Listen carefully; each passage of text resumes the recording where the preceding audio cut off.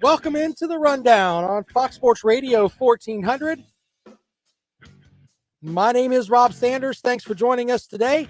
I have got a jam-packed show for you as always. All kinds of stuff that we're going to get into today, including, I tell you what, man, I got to go and talk about some of the stuff that happened over the weekend.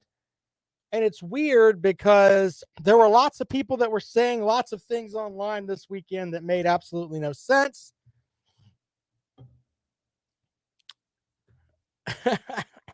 As we already got folks that are talking about the Kentucky Derby. I have to get into that in a moment.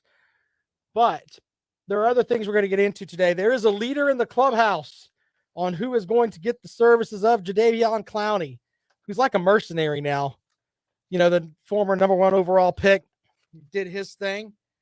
If you follow my blog page at foxsportsradio1400.com, it was one of two places on the internet yesterday where you could find out that the SEC's leading rusher was got arrested. So there's that. We can also get into a couple of other things today, including, who's going to have a better opportunity to make bigger games this season in the SEC? Is it going to be LSU's Brian Kelly or Billy Napier at Florida? But I got to start with, I'm just going to be honest with you. The Kentucky Derby was an absolute shock to me as, hey, it came down to a horse that no one really cared about. And they're into the stretch, and it's Messier, Crown Pride, and Epicenter is coming up on the outside. Epicenter is taking the lead as they arrive into the final furlong. Sandin is coming after him. Epicenter and Sandin, these two, stride for stride. Simplification down the outside is next. They're coming down to the wire. Epicenter, Sandin, Rich Strike is coming up on the inside. Oh my goodness, the longest shot has won the Kentucky Derby. Rich Strike has done it in a stunning, unbelievable upset. So there's the call with Rich Strike winning the Kentucky Derby. Apparently, the guy that owns the horse didn't know that he was going to race until about 30 seconds before the actual draw on Friday, the day before the race. Now, why are we talking about that today?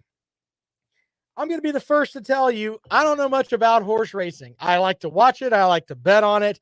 I like to do all of that. But here's the interesting part. After the race, of course, this horse went from a nobody that nobody knew anything about to now he is worth millions of dollars. The purse, he got like a $1.6 million purse. But he gets out there, and there is what I've learned is a pony that's like a lead pony that kind of leads the way, and it basically calms this horse down. So Rich Strike decides to bite that pony. In addition to biting the pony, he bites the guy that is on that pony. And he bit the guy so hard, the guy popped him on the snout. You can see the full video of it. I'm going to post it on the blog page at foxsportsradio1400.com. Mike Tirico from NBC says they're still trying to calm him down. He's still trying to bite the pony there as they try to get him under control. So that is the job of the guy with the lead pony, is to get the horse settled down so they can go and do their interviews. Okay?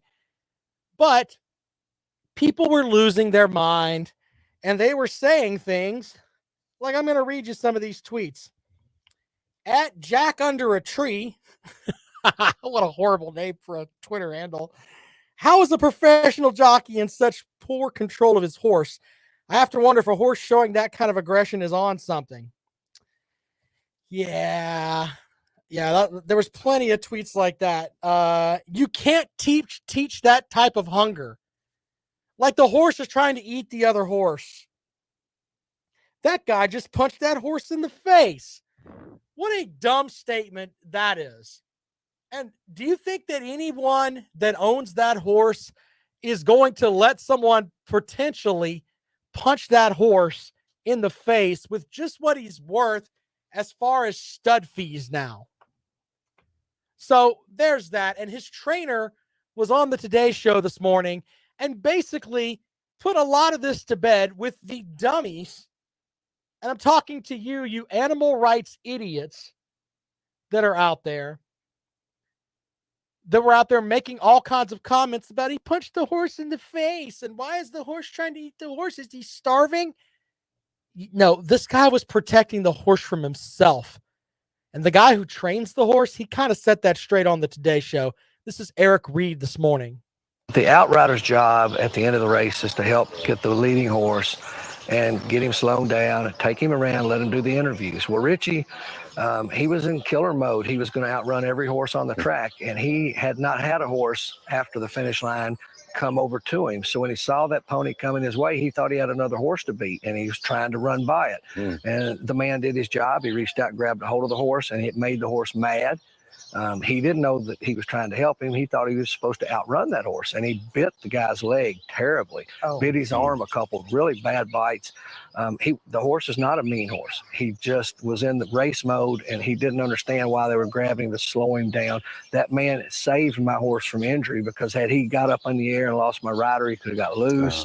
I'm sorry for the injuries he sustained. So basically, the things that happen there happen with horses all the time. Okay? And this horse is a very special horse. When you win the Kentucky Derby, you're kind of special. Just getting into the Kentucky Derby is a big deal. But this horse got in on a last-second deal and ended up winning the whole thing. And people are running their mouths about, oh, the horse got punched in the face, and that horse was biting other horses. These are people that don't know anything about horse racing. And it's sad that this guy, whose entire life has been training horses, which if you watch the entire interview, he talks about how he's had to deal with tribulations and everything else. And all of a sudden, his horse gets that moment in the spotlight, and people want to tear his horse down and talk about, is he a mean horse? First of all, let's make sure we put this out there. The horse was built to race. He's not there to be your show pony. That's ridiculous. The problem is the horse showed aggression, and no one likes that. Let's go out to the phones, 803-978-1832. And welcome into the rundown. Good afternoon. Oh, well, they hung up on me. Fair enough. 803-978-1832. 803-978-1832. Let's try one more time. And welcome into the rundown. Good afternoon. Hey, Rob, how you doing today? Hey, how are you? Pretty good. Let's just talk about that horse for a second. Sure. That thing was a hoss. Like, he is built. Like, he's built, man. You know, I don't, once again, I like to watch horse races and stuff like that, but to say that I'm like this horse race expert, I'm not. I can tell you, I tweeted out a different view from like the aerial view, and just to watch him maneuver his way from the back of the pack to the front was astounding. I mean, it really, really was. And you know what? I tweeted out, he's America's horse. He truly is. Yep. I mean, he is an underdog.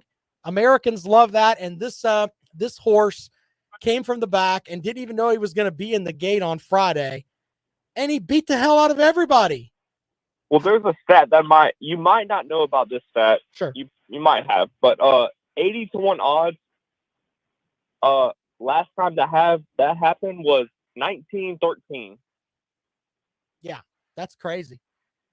I mean, yeah, my pick to win was not even close. So I think I put my pick out. I thought Messier was going to win, but obviously Rich Strike wins the whole thing. But it was just amazing to me the way that he came up there and the beating that he was taking from people afterwards, which, by the way, the horse doesn't care. He's going to do whatever it is he wants to do because that's what horses do. Yeah. And he won the Kentucky Derby. He's going to make millions of dollars anyway. So he tried to run another lap afterwards. Yeah. He doesn't And care. I don't know if you saw before he got into the pen, but they had to get another horse out because he was trying to jaw at him. Yeah, he doesn't play, but I am a Rich Strike fan. just because of the way that he is. I thought he was great. So It was an awesome race. all right, man. Hey, appreciate it. Thanks for calling the show. All right, Rob. Have a good one. All All right, bud. Appreciate it. And welcome into the rundown. Good afternoon. Hello, Rob. It's Bobby and KC. How are you? Hey, Bobby, did you bet on Rich Strike and did you win some money? No. Why not? I said I didn't bet on Rich Strike. The bottom line is I like Epicenter. My job doesn't allow me to essentially spend time to box a trifecta. You got to understand, for a horse player, the Kentucky Derby, going down and laying down a $1 trifecta or exacta on that race, and coming out a big winner, because if you look at the payout, it's something I heard it on the other station in town, that a $1 exacta or trifecta paid something ridiculous like $14,000. Something like that. Yeah, but that's the problem. You see, a 20-horse race, you're going to have a long shot, possibly have a chance to win. Right. But you see, the thing is now he's invited to the Preakness and the Belmont. But the Belmont and the Preakness have been somewhere between 10 and 11 horses. So if you look, the probability, I mean, from a horse player that doesn't even know anything or a sophisticated horse player, there you go. I mean, the Kentucky Derby with a 20-horse field. And for now here also, you got to come up with $1 million to enter a horse. So maybe the owner of the horse was a last-minute entry because he got borrowed enough scratch to enter his horse. But if that's a $30,000 claimer, now he won the Kentucky Derby. I mean, that horse is ridiculously more valuable now for stud fees if he retires them now. Yep. And they'll even triple the money he made in a $1.6 million Kentucky Derby. It's a good point, Bobby. Everybody's lining him up to have him mate with a filly or a mare and produce other champions. Sure. You got to look at it that way. I mean, it's a feast or famine industry. You can have 30 to 100 horses on the farm, but the horse you have that you essentially buy might never be spirit enough to really be aggressive, to run for the roses, win it all.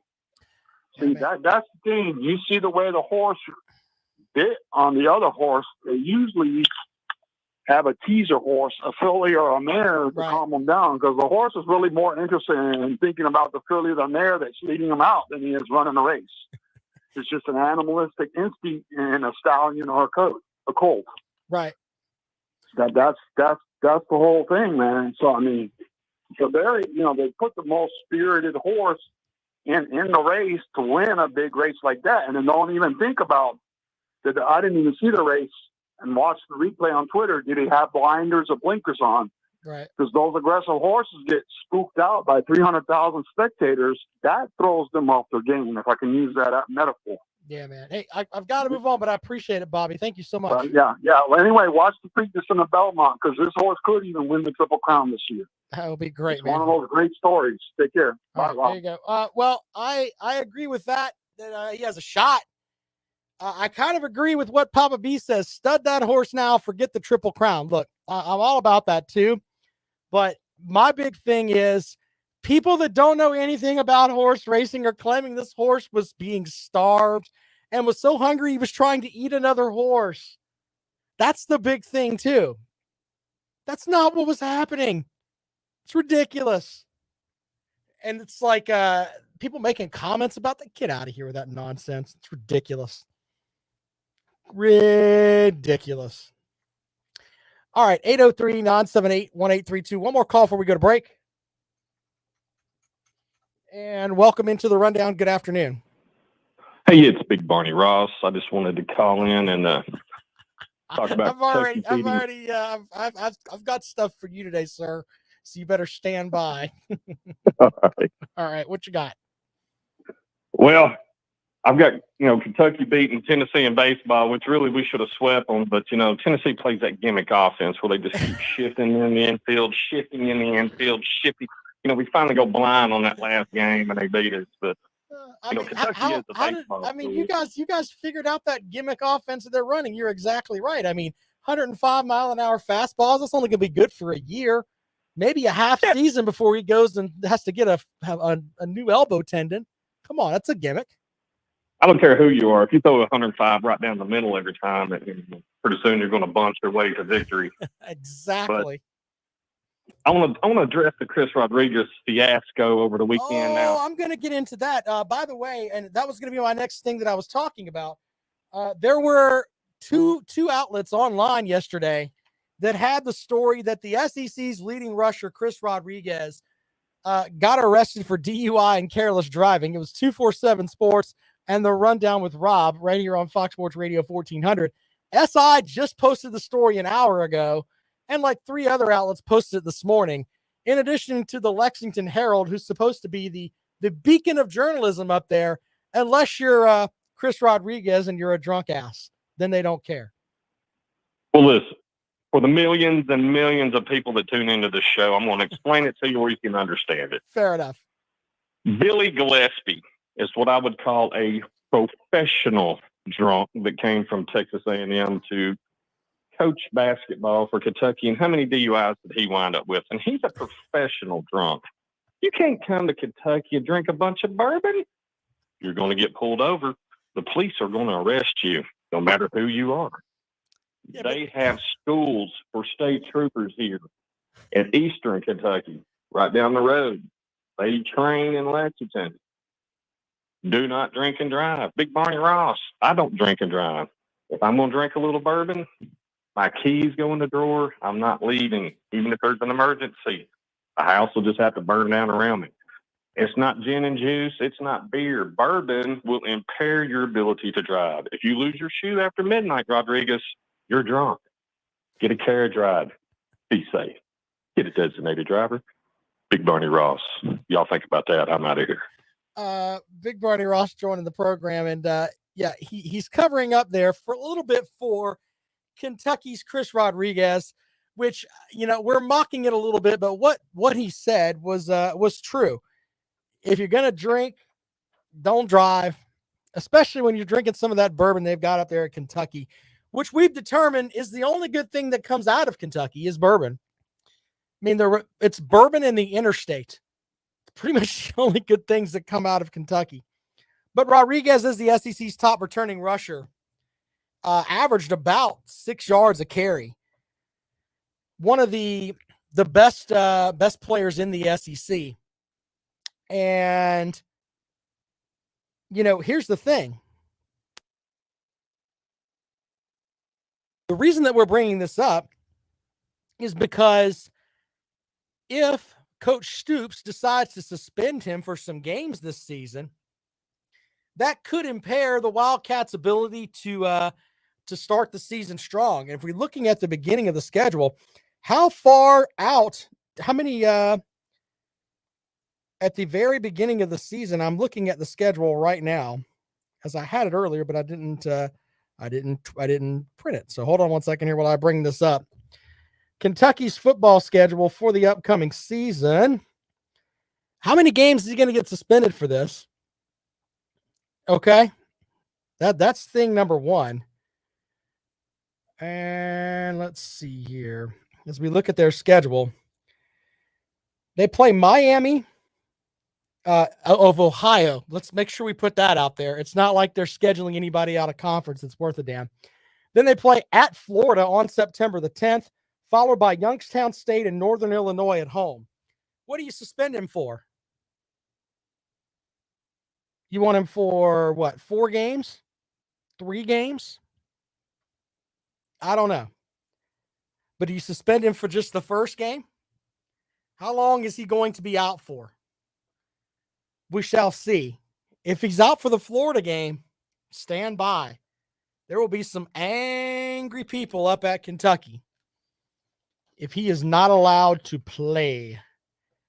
We shall see how that works out with the SEC's leading rusher. Maybe on the shelf. More of the rundown. When we come back, this is Fox Sports Radio 1400.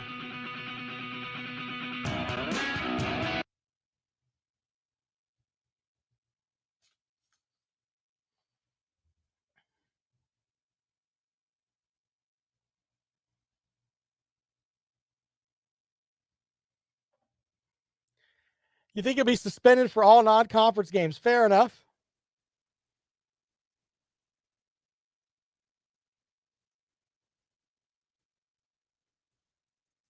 Well, they play Florida's second game of the season. So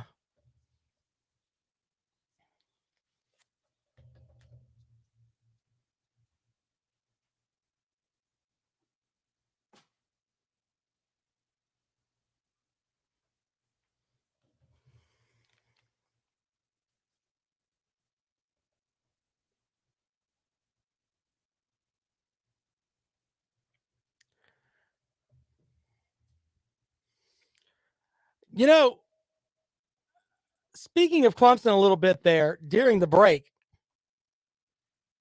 the Clemson football team is a question mark to me right now. I mean, I think their defense is going to be really good, but their schedule is so ridiculously easy. I may have to do some uncensored stuff on the next Rob and Kale show.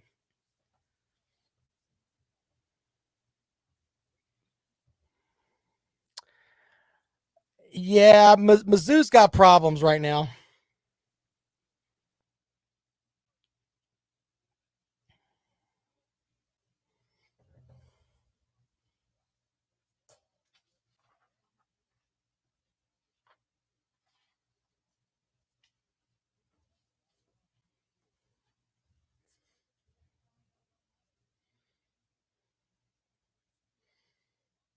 He should be good. Not much bad comes out of Coastal. The bad boys from Myrtle Beach with the mullets. Maybe Coach Leach should make him cut that mullet before he heads down into Starkville. Somebody down there might think he's not good.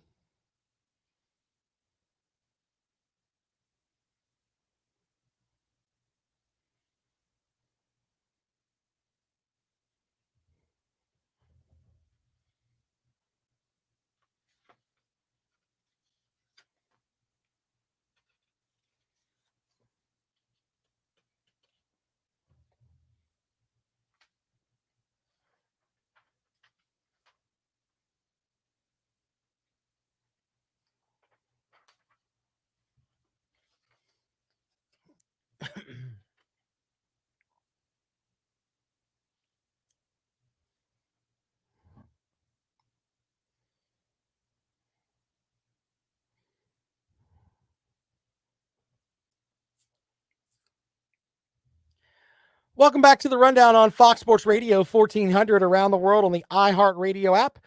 My name is Rob Sanders. Thanks for joining us today as we roll along with you here on a Monday, ladies and gentlemen. We are getting closer to the summertime, which means we're getting closer to fall, which means football season's not too far away. As Baylor Man said earlier in the chat, 110 days until college football. Yes, it's not that far away. And you know what? This is the time of year that coaches look around and they're like, uh-oh. You don't want anything happening with your program right now. You want your guys to go to class, do the off-season workouts, and stay in their dorm rooms, basically. You don't want any of that nonsense like Chris Rodriguez, the SEC's leading returning rusher, to go out and decide to test that Kentucky bourbon a little bit and get caught up with the police. You don't want that at all. Anyway, moving along. It was interesting. Kentucky took 2 or 3 from Tennessee this weekend in baseball. Quick note on that. You want your team cresting at the right time, right around the 15th of May is the point where you want your team where they're just breaking that point where they're really good, because Selection Monday comes up about 2 weeks after that. So you want them to be really raring up and ready to go. I wonder if Tennessee, they kind of stopped all theirs at the beginning. They may be done. We shall see. I mean, they're 41-4, but they lost 2 or 3 to Kentucky. Just saying, that's out there.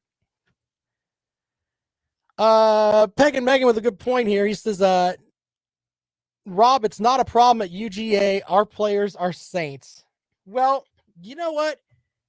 a new thing we're going to do here on the rundown is we're going to keep track of the arrest records for the SEC and the ACC, and we're going to see who leads the way. Right now, Georgia and Kentucky are tied for the lead as far as arrests go. We're waiting. We're going to see if anybody else can challenge. Normally, this is Georgia's thing, man. I mean, Georgia, they're trying to go for the trifecta this year, I would think. They won the national title. They want to win the recruiting national title. And then they want to win the rundown arrest record trophy. They are right there with it. I mean, UGA could win the trifecta. They really could. I don't know. Kentucky might spoil it for them. We shall see. Anyway. But this is the time of year you don't want any of that nonsense out there. Jay says, Rob, how long? I'm going to read it to you verbatim because obviously he can't type. Rob, how long was you in the portal from Jenny Craig till Weight Watchers picked you up on waivers? This is the direct that we get from some of the Georgia fans. Bless your heart, sir. Bless your heart. 803-978-1832, 803-978-1832 is the number to dial if you'd like to join us here on the rundown. There are still players out there in the transfer portal, by the way. Dave Clawson called it the trash portal a season and a half ago, and it's starting to look like that because you're going to have some players that are going to be like, uh-oh. Guys that thought that they were a lock, stock, and barrel, they could play somewhere else.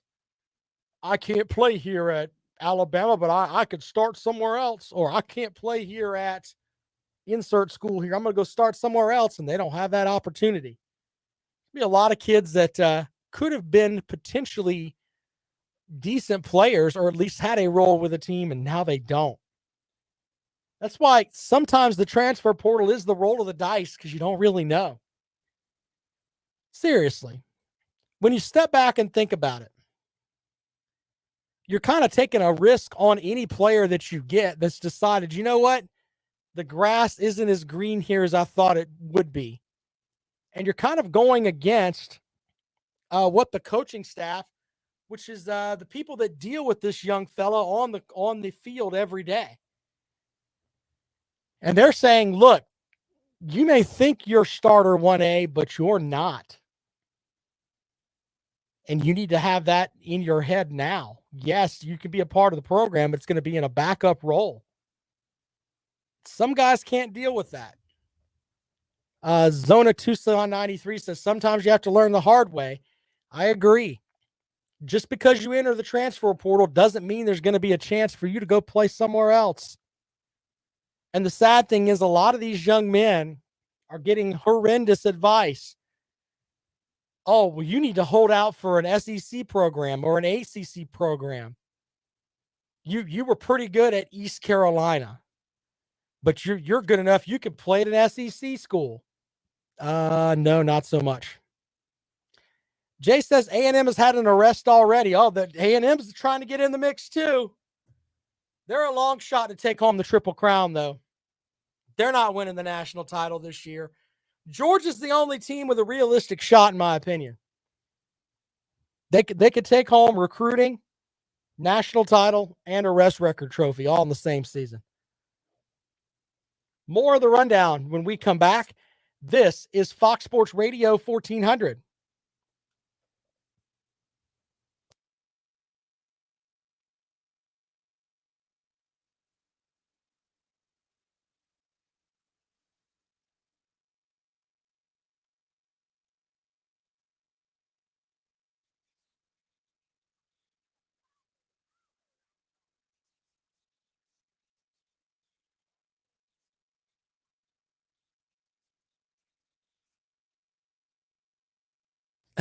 Jimbo's not.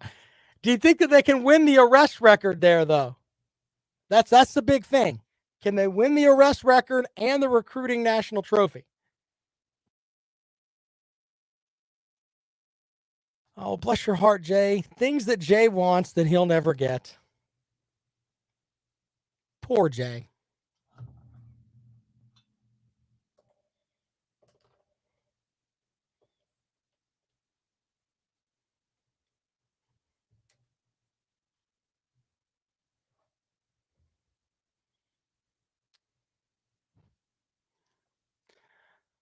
So, by the way, I've learned over the past, I don't know, month or so that there are some of you, and some of it I get, but then some of it I don't. There are some of you that block each other in the chat room, and some of it I understand, but then others is like, I just don't like what he says about my football team, so I don't want to see that. Jesus. And you're tuning into this show with the things that I say about everyone? Really? Some of y'all are some softies. Softies.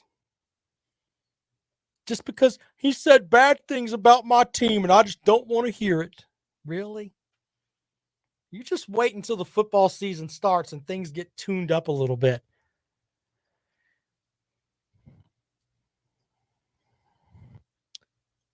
Sometimes blocking people is a good thing, to Neil. Sometimes if they're like, murdering your soul or threatening you, you might as well block them. But if it's on the line of, they said bad things about my team, that's not the way it should go. 803-978-1832, 803-978-1832. That's the number to dial if you'd like to join us here on the Rundown on Fox Sports Radio 1400. Of course, around the world on the iHeartRadio app. As we roll along here on this Monday afternoon, I want to get a Rich Strike shirt. I think I want to be red like his whatever that hat thing that he's wearing on his head as he's running around the track. What is it? Is that, I don't know what they call that thing. Someone help me that knows. I like the fact that he was trying to bite everybody. I think that was great. Anyway, let me get me a Rich Strike t-shirt.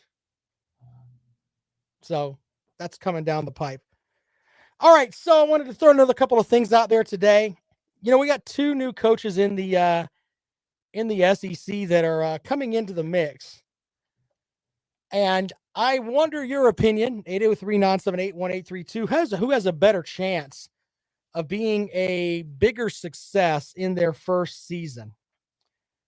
Are you going to go with Billy Napier at Florida? Now, there's an argument that he may have a little bit better of a foundation and an easier path in the conference because he's going to be able to get a lot of transfers coming into the program. And he plays an SEC East schedule as compared to an SEC West schedule. So maybe he has the opportunity to make a little damage in his first season. They get Kentucky, South Carolina, and Missouri all travel to the Swamp. So they get a good piece of that East schedule at home. And maybe that'll shake out for them that they can possibly do a little bit better in the SEC this season. Or are you going to go with Brian Kelly, who, in my opinion, that's kind of the easier way to go. I think he's got a better shot because I have more confidence in the two guys battling for the quarterback spot with Arizona State starter Jaden Daniels, in addition to former starter Miles Brennan and Garrett Nussmeier. He's got three quarterbacks there that I would take over the quarterbacks that they've got with Richardson down at Florida. Now, Pagan Megan says easier path going against King Kirby. It's one game. The rest of the SEC East is potentially hot dog water. I mean, Kentucky may lose their running back for 4 games. They're going to run Courvoisier smoke out there? Seriously. Just saying. That's going to be interesting too. I think Brian Kelly, though, with John Emery Jr. as his running back, and he also got Noah Cain coming in from Penn State. Yes, they're going to have issues on the offensive line. They're replacing 4 starters. And this is from a unit, though, that you would say that last season they allowed almost 3 sacks a game, finishing next to last in the SEC. So losing 4 starters might be a gain because that last set wasn't really that good anyway. I think that even though they have to play a tougher schedule because they play that SEC West schedule, I think that their road to being more successful in the first season is better for LSU over Billy Napier and Florida. And I think Brian Kelly's a better coach. I mean, just flat out. So when you have the better coach, in my opinion, and the better quarterback, which I'll take all 3 of those quarterbacks over Richardson at Florida, I think it's not that hard to say that LSU might have the better shot there. 803-978-1832, 803-978-1832. That's the number to dial if you'd like to join us here on the Rundown this afternoon on Fox Sports Radio 1400, around the world on the iHeartRadio app, as we get you started here on a Monday. Apparently, the NCAA is going to now try to legislate NIL. Like, literally, they're going to try to put the toothpaste back in the tube. And I think it's going to end up blowing up in their face. But I think that they kind of know that they need to do something. Someone called last week and said that there should be a cap on what a player can get. And that might be a good way to go. I'm not sure. Anyway, we'll take calls on the NIL and what we were just talking about with Brian Kelly and LSU. Out to the phones we go. Welcome into the Rundown. Good afternoon. Rob, you're beginning to trigger me. Just a heads up. Why am I beginning to trigger you? What could possibly trigger you today, sir? It's how quickly you forget simple, basic football, the game of hut-hut, as you say. Yeah, the game of hut-hut. Mm-hmm. I understand from I guess a simpleton standpoint, you think the West is going to be tougher because of how many tough teams it has versus the East. Here's what you're forgetting yet again. The mental lapse teams tend to face after they play Georgia. I take the Taters, for example. What happened to them the rest of the year? They were broken, totally broken.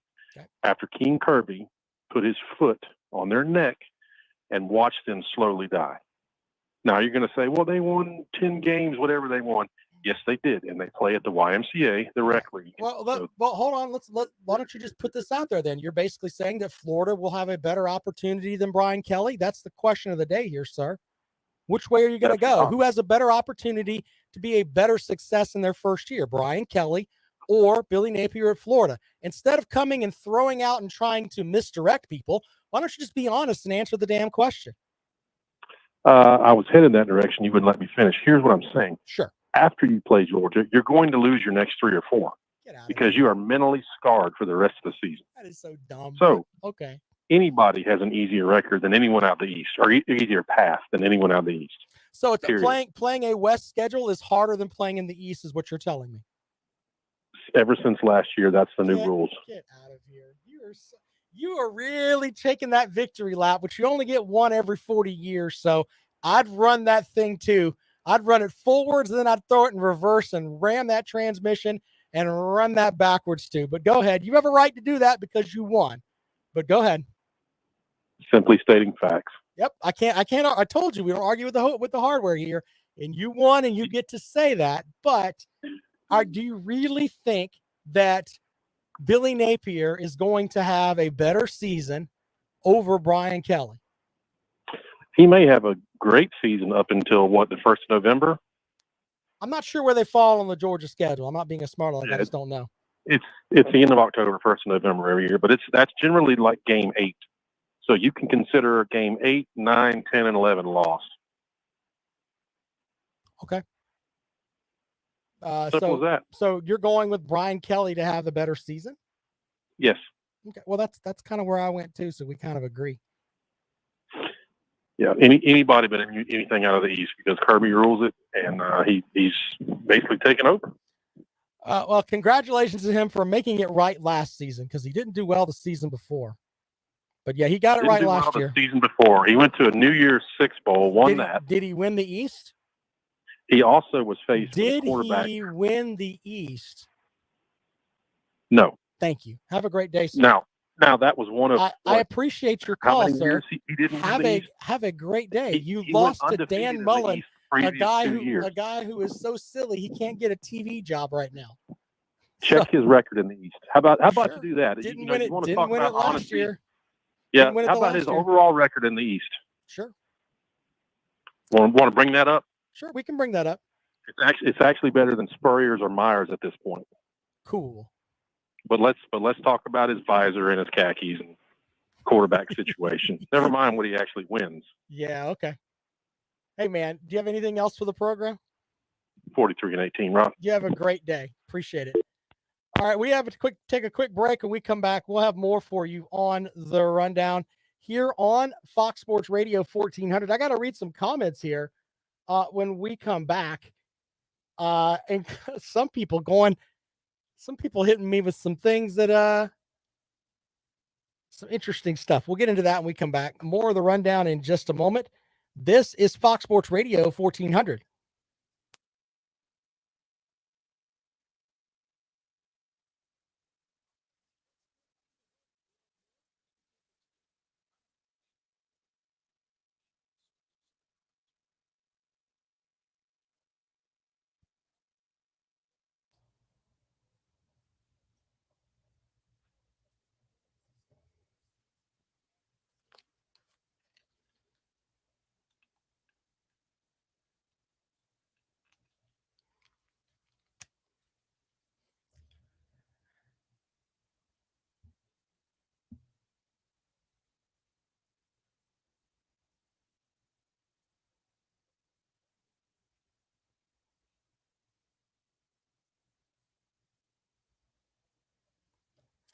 I don't know, Kirby's visor. I don't know if I trust you, Georgia fans, because you don't know the difference between booing and not. When you booed your quarterback, it was documented by people. So I don't know anything about whether you know what booing is or not. So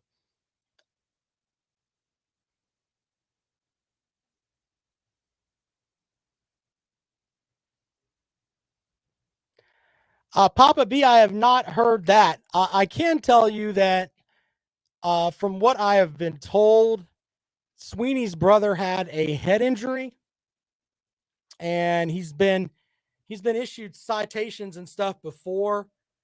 For one was for stalking, and in my opinion, I agree with what Tennille said.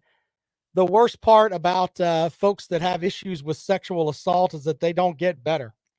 It's a chemical imbalance in your brain, in my opinion.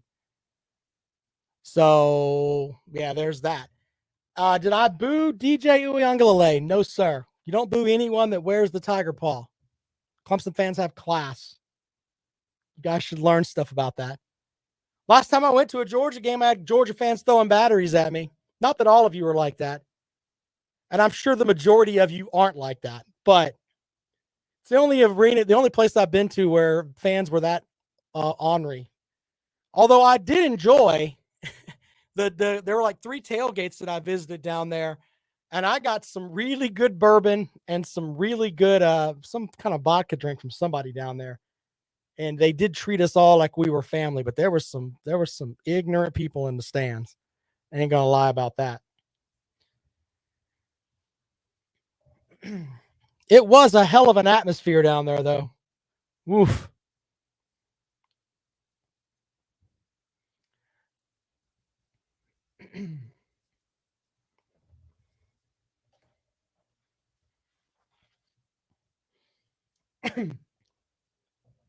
Well, welcome back to the rundown on Fox Sports Radio 1400 around the world on the iHeartRadio app. Some comments from Peg and Megan's call earlier. I'll read a couple of these. Let's see here. Papa B says the West has absolutely dominated the East for so many consecutive years. And I get where he's coming from. Generally, the champion for the SEC comes out of the West, whether it's Alabama, or LSU. So being the king of the East is sort of like the cards you get in Monopoly, where you win second prize in the beauty contest. Remember that when you play Monopoly, you won second prize in the beauty contest. Collect $10. It's kind of what you are if you're in the East, because the West has dominated. They really, really have. Another comment: who won the SEC last season? Very good, sir. Very good for that one. Papa B's on top of things right now. Kirby's Visor says Dabo was booed out of Truist Park Sunday. Well, Dabo Sweeney's in the middle of Georgia, and Georgia fans want to be like Clemson so bad. So, of course, they're going to boo him. It's just kind of the way it is. You boo what you can't have. Seriously. But for the most part, anyway. 803-978-1832. 803-978-1832. It's the number to dial if you'd like to join us here on the Rundown on Fox Sports Radio 1400. Around the world on the iHeartRadio app. And let's see here. What else do we got today? I've got to bring up this story too. And we're taking your calls on who'll do better, Billy Napier or Brian Kelly in his first season. Also, there's reports that Jadeveon Clowney, the former number 1 overall pick from South Carolina, may end up staying with the Cleveland Browns. Played 14 games for them last season, 37 tackles, 11 of them for loss, and 9 sacks. According to Jonathan Jones from CBS Sports, he thinks that Clowney may be in the mix to stay with the Cleveland Browns and continue his career up there. Now, he's missed 3 games or more in, what was it? I had the note here. Let's see here. It's like he's missed 3 games or more for like 4 straight seasons, something like that. So his health is always big there. But he's still a dominant player. Really, really dominant player. 803-978-1832. Let's go out to the phones. Welcome into the Rundown. Good afternoon. Rob, it's Bobby and KC again. I'm going to double dip on a Monday. I just happen to be off on a Monday. All right. The other big upset for the weekend is Saul Canelo Alvarez lost that unanimous decision to Dimitri Bivol. Yeah, good for him. Well, let's look at it this way. What could be more of a fixed fight or a fixed horse race? Look at it that way.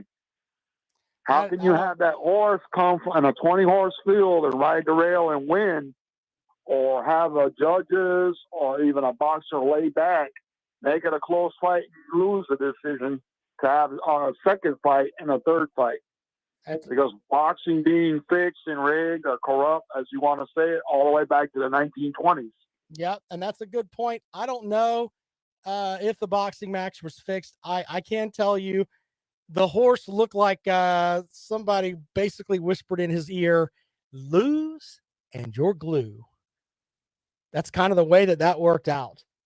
That horse kicked it into second gear in a matter of seconds and just basically ran down everyone. As far as the fight goes, I mean, could there be a fix in boxing? I don't know. You might be right. Bobby, appreciate you calling the program. I'm in the camp of I was more shocked by the Kentucky Derby race. And the folks that are out there from the animal activists that are losing their minds about the horse trying to bite people at the end of it still bugs me. They don't know anything about horse racing. Anything. And yet, this horse has been starved to death. That horse lives a better life than you will ever dream of. Ever. I'm telling you, they're going to come after more mascots next. You know, we've already had where the Washington Redskins are now the Washington Commanders. The Cleveland Indians are the Cleveland Guardians. Yeah, that's wave number 1. The animal mascots are next. Baylor, they're coming to get you with your bears in the middle of the campus. Coming to get you. Mike the Tiger at LSU. You, sir, are going to have a problem. Sir Big Spur at South Carolina. who lives a better life than all of us. He's got an air-conditioned coop, for goodness sake. Name a chicken that's got that. Seriously, I know he's not a chicken, he's a gamecock. I get it. Please don't call me and yell at me about that. But that's going to be the next thing that's going to be taken away from us. Oh, you can't have your animal mascots, even though the mascots live a charmed existence. Papa B says they're getting after Mississippi State's Bulldog mascot. Yeah, and Georgia's mascot, Ugga, what is it? Ugga 7, 8, whatever it is. I mean, he's got an air-conditioned doghouse.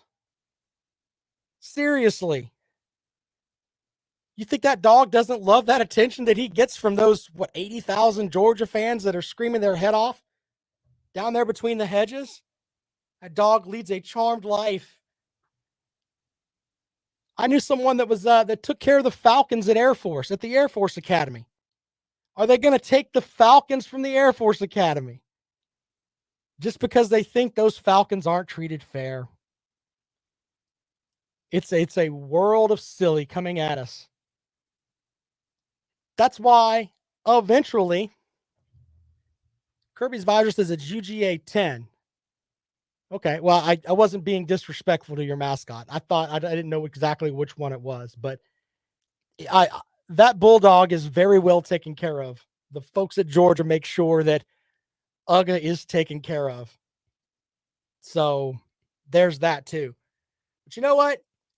If it comes down to this, I want to do the next time PETA comes to town here in Columbia, I want to do a radio remote. I will waive my talent fees. I will do the engineering on my own. I just need someone to sponsor an absolute pig picking right across the street from wherever the hell it is that they're protesting. I want to have the pig and have that nice big wave of smoke blow right into their protest and watch them spin out like crazy people. I tell you what, that would make me the happiest individual on earth. I'll even pay for the pig. I just need someone to cook it because I don't know how to do that. Seriously. You want to sponsor the pig picking remote at the next PETA event, which we have one, I think it's every 3 years in Columbia. Yeah. Feel free to reach out to me on Twitter at Rob Sounds Good. And we'll go from there.